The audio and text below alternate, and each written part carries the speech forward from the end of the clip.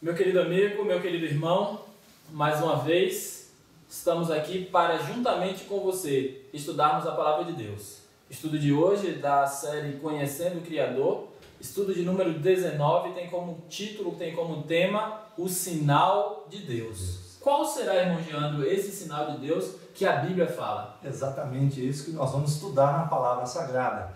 Convidamos a todos a prestarem muita atenção nesse estudo. É de um assunto, de uma importância para o povo de Deus realmente muito grande, né? Vamos então à primeira pergunta. A primeira frase do quarto mandamento da lei de Deus diz: lembra-te do dia de sábado para o santificar. Será que é isso que diz? Êxodo capítulo 20, versículo 8. Vamos ver se esse é o sinal de Deus. Lembra-te do dia de sábado para o santificar. Êxodo 20, verso 8. Irmão Geandro, o estudo anterior nos apresentou uma lei, que é a norma do juízo de Deus, né? E o quarto mandamento, então, dessa lei, diz que nós precisamos lembrar do dia de sábado para o santificar. É importante, querido amigo, ressaltar aqui que Deus ele nos convida a lembrar, quando ele então dá a sua lei no Sinai ao povo de Israel, para que então fosse espalhado pelas nações, né, para toda a humanidade. O texto diz que nós precisamos lembrar aquilo que ele já havia dado a Adão e Eva lá no início, então, na criação. E por que será que Deus escreveu que lembra-te? Justamente porque sabia que os seres humanos iriam esquecer do seu mandamento. Portanto, na sua onisciência já escreveu: lembra-te do dia de sábado para o santificar. Ok, vamos então agora à pergunta de número 2 para discutirmos mais detalhadamente esse contexto. Deus instituiu o dia de repouso quando criou o mundo? Gênesis capítulo 2, versos 1 a 3. Assim foram acabados os céus e a terra e todo o seu exército. Ora, havendo Deus completado no dia 7º a obra que tinha feito, descansou nesse dia de toda a sua obra que fizera. Abençoou o 7º dia e o santificou, porque nele descansou de toda a sua obra que criara e fizera. Então vemos aqui, irmão Daniel, que realmente Deus descansou nesse dia e abençoou esse dia, né? Para que servisse de memorial da criação, não é isso? Sim, com certeza. Vamos então à pergunta de número 3. O 7º dia é chamado de domingo? Será que o 7º dia da semana é chamado de domingo? Vamos lá, Êxodo 16, versículo 26, capítulo 20, versículo 10 e versículo 11. 6 dias o colhereis, mas o 7º dia é o sábado, nele não haverá. Próximo texto. Mas o 7º dia é o sábado do Senhor teu Deus. Nesse dia não farás trabalho algum, nem tu, nem teu filho, nem tua filha, nem o teu servo, nem a tua serva, nem o teu animal, nem o estrangeiro que está dentro das tuas portas. Porque em 6 dias fez o Senhor o céu e a terra, o mar e tudo que neles há, e ao 7º dia descansou. Por isso o Senhor abençoou o dia do sábado e o santificou. Exatamente. Então vemos que, sem sombra de dúvida, irmão, o 7º dia da semana é o sábado do Senhor, nosso Deus. Por mais, irmão Geandro, que em alguns calendários nós já encontremos o sábado sendo colocado então como 6º dia e o domingo sendo colocado como 7º, é necessário observar que a lei de Deus, a palavra do nosso Deus, nos confirma que unicamente o 7º dia é o sábado do Senhor. Não o domingo. Pergunta de número 4. Jesus é o Senhor de que dia? Abra sua Bíblia novamente em Mateus capítulo 12, verso 8. Nos disse Jesus: porque o Filho do Homem até do sábado é Senhor. Isso significa que Jesus é o Senhor ou o dono do sábado, porque foi Ele que fez o sábado. Não é isso, irmão Daniel? Com certeza. É interessante nós notarmos que Jesus, Ele é o dono do sábado. E no versículo de Gênesis que nós lemos, muitas pessoas falam assim: mas sábado é coisa de judeu. Nós vemos lá quando não se existia nem sonho de judeu ainda, né? Com certeza. Adão e Eva guardaram o sábado e Deus guardou e abençoou para que servisse um memorial para toda a sua criação. Com certeza. Muito bem, vamos então à pergunta de número 5. É pecado fazer o bem aos sábados? Capítulo 12, versículo 12 de Mateus. Ora, quanto mais vale um homem do que vale uma ovelha. Portanto, é lícito fazer bem nos sábados. Querido amigo, é necessário então compreendermos bem essa passagem, porque Cristo, quando ele estava então numa discussão, num debate a respeito da questão do sábado, alguns o questionavam e então condenavam por ele fazer o bem ao sábado. E que bem era esse? Que tipo de trabalho era esse, irmão Jean? Exatamente. Jesus estava curando as pessoas de suas enfermidades, doenças, né? Exatamente. Então, mostrando-nos um exemplo, que é Sim. lícito fazer bem aos sábados. Em outras palavras, sim, Cristo está dizendo para nós que cuidar das nossas próprias atividades, dos nossos próprios interesses, não é lícito fazer no sábado. Verdade. Mas fazer o bem ao próximo, sim, certamente isto estará cumprindo a lei de Deus, guardando o sábado do Senhor. Exatamente. Vamos então à pergunta de número 6. O sábado foi feito por causa do homem? Vamos ver se realmente isso ocorreu em Marcos 2, versículo 27. E prosseguiu: o sábado foi feito por causa do homem, e não o homem por causa do sábado. Então, querido amigo, irmão Daniel, nós vimos aqui que Jesus ele está dizendo que o sábado foi feito justamente para que nós descansássemos nele. Claramente. Né? E não para que servisse de um fardo, um jugo de escravidão, Sim. mas sim de descanso, de repouso, de tranquilidade, de recriar as nossas forças. É um dia, irmão Geandro e querido amigo, para nós então refazermos as nossas energias, né? Para que haja um descanso do nosso corpo e também, não somente um descanso físico, mas também um descanso espiritual. O dia em que você pode ter mais comunhão com o seu Criador, com o nosso Criador. Pergunta então agora de número 7. A sexta-feira é o dia de preparação? Abra novamente a sua Bíblia em Marcos, capítulo 15, no verso 42, e também em Lucas 23, no verso 54.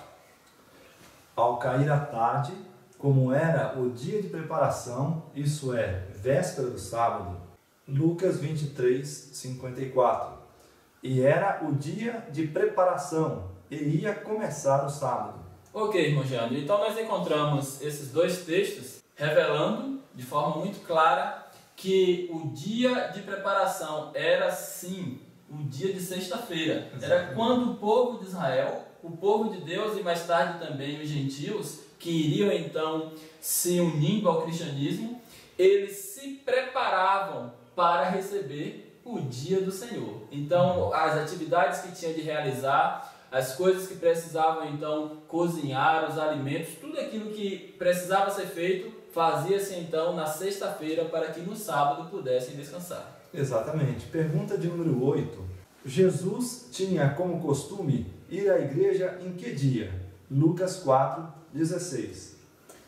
Chegando a Nazaré, onde fora criado, entrou na sinagoga no dia de sábado, segundo o seu costume, e levantou-se para ler. Exatamente. Então nós encontramos, irmão Jeandro, meu caro amigo, a Bíblia nos mostrando um costume de Cristo. E que costume era esse? Ir à sinagoga, ou seja, a igreja daquela época, justamente no dia de sábado. Isso era algo comum para Cristo. Exatamente. Pergunta de número 9. O dia preferido de Jesus para ensinar era o dia de sábado? Abra novamente sua Bíblia em Lucas 4, verso 31, também o capítulo 6, verso 6 e também o capítulo 13, verso 10. Então desceu a Cafarnaum, cidade da Galileia, e os ensinava no sábado. Próximo texto.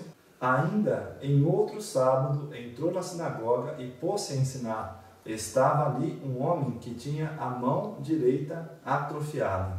Próximo texto.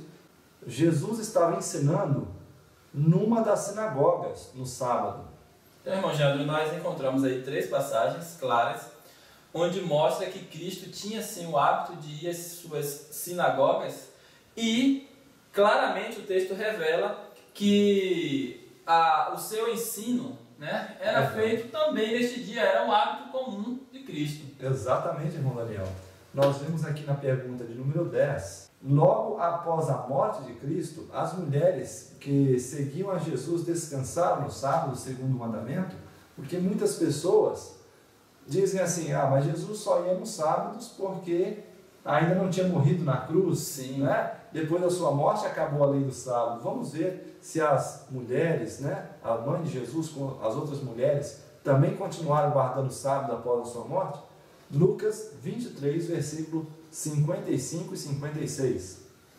E as mulheres que tinham vindo com ele da Galiléia, seguindo a José, viram o sepulcro e como o corpo foi ali depositado. Então voltaram e prepararam especiarias e ungüentos, e no sábado repousaram conforme o mandamento. Então, irmão Jean, que texto maravilhoso! Jesus, querido amigo, já tinha padecido na cruz, já tinha morrido. E agora nós encontramos as mulheres, aquelas que durante um bom tempo ouviu as palavras de Jesus, novamente cumprindo algo que já era um hábito delas, porque o texto diz que elas repousaram conforme o mandamento. Muito claro o texto bíblico em nos afirmar isso. Com certeza. Pergunta então de número 11. O dia especial de culto para os discípulos após a ressurreição de Jesus era o domingo? Que pergunta interessante, querido amigo. Vamos então agora a Atos capítulo 13, verso 14, também o verso 42 e 44, e também o capítulo 17, verso 2, e ainda 18, verso 4. Mas eles, passando de Perge, chegaram a Antioquia da Psídia e entraram na sinagoga no dia de sábado. Sentaram-se. Versículo 42. Quando iam saindo, rogavam que estas palavras lhe fossem repetidas no sábado seguinte. Versículo 44. No sábado seguinte, reuniu-se quase toda a cidade para ouvir a palavra de Deus. Próximo texto. Ora, Paulo, segundo o seu costume, foi ter com eles, e por 3 sábados discutiu com eles as Escrituras. Ele discutia todos os sábados na sinagoga e persuadia a judeus e gregos. Então, irmão Jean, nós encontramos aqui um costume, um hábito que era contínuo também para os apóstolos, em que eles sempre estavam guardando o mandamento, então pregando a palavra de Deus em que dia? No dia de sábado. Exatamente, foi isso que nós acabamos de ler, quando o texto diz que Paulo fazia isso sempre, né? Não era uma vez ou outra, ou simplesmente porque estavam buscando pregar para os judeus. Exatamente. Né? Mas era o hábito comum dos apóstolos. Exatamente. Pergunta então de número 12. Segundo as Escrituras, o povo de Deus deve santificar que dia? Isaías 56, versículo 1 a 7. Assim diz o Senhor: mantende a retidão e fazei justiça, porque a minha salvação está prestes a vir, e a minha justiça a manifestar-se. Bem-aventurado o homem que fizer isto, e o filho do homem que lançar mão disto, que se abstém de profanar o sábado e guarda a sua mão de cometer o mal. E não fale o estrangeiro, que se houver unido ao Senhor, dizendo: certamente o Senhor me separará do seu povo. Nem tampouco diga o eunuco: eis que eu sou uma árvore seca. Assim diz o Senhor a respeito dos eunucos que guardam os meus sábados e escolhem as coisas que me agradam e abraçam o meu pacto. Dar-lhes-ei na minha casa e dentro dos meus muros um memorial e um nome melhor do que filhos e filhas. Um nome eterno darei a cada um deles, que nunca se apagará. E os estrangeiros que se unirem ao Senhor para servirem e para amarem o nome do Senhor, sendo deste modo servos seus, todos os que guardam o sábado, não profanando, e os que abraçam o meu pacto. Sim, a esses os levarei ao meu santo monte, e os alegrarei na minha casa de oração. Os seus holocaustos e os seus sacrifícios serão aceitos no meu altar, porque a minha casa será chamada casa de oração para todos os povos. Então, queridos amigos, temos aqui um texto falando do futuro, falando de uma bênção para o povo de Deus, e fala assim que aqueles que guardarem o sábado do Senhor receberão a bênção de poder servir a Ele perpetuamente. Amém. Pergunta de número 13. Devemos honrar o sábado como dia santo? Isaías 58, versículo 13 e versículo 14. Se desviares o teu pé do sábado, e deixares de fazeres a tua vontade no meu santo dia, se ao sábado chamares deleitoso e o santo dia do Senhor, digno de honra, se o honrares não seguindo os teus caminhos, nem pretendendo fazer a tua própria vontade, nem falares as tuas próprias palavras, então te deleitarás no Senhor, e eu te farei cavalgar sobre as alturas da terra, e te sustentarei com a herança de teu pai Jacó, porque a boca do Senhor o disse. Amém, irmão Daniel. Então nós vemos que realmente existe uma grande recompensa para quem observa o sábado, não é isso? Com certeza. E nós deveríamos realmente observar, né, na terra o dia de sábado, com toda certeza. Queridos irmãos, agora nós vamos à pergunta de número 14, não é isso, irmão? Esse agora nós entramos, a partir dessa pergunta agora, nós entramos, queridos, numa parte interessante, né? Porque não acreditamos que o sábado deve ser guardado somente aqui, né? Na terra, né? Neste período em que nós vivemos, mas precisamos ir um pouco além nesse estudo para entendermos se o sábado foi feito só para o homem do período da criação até então a segunda volta de Jesus, ou se isso vai um pouco mais além. Vamos então compreender isto? Vamos à pergunta de número 14. Qual o dia que será observado na terra renovada?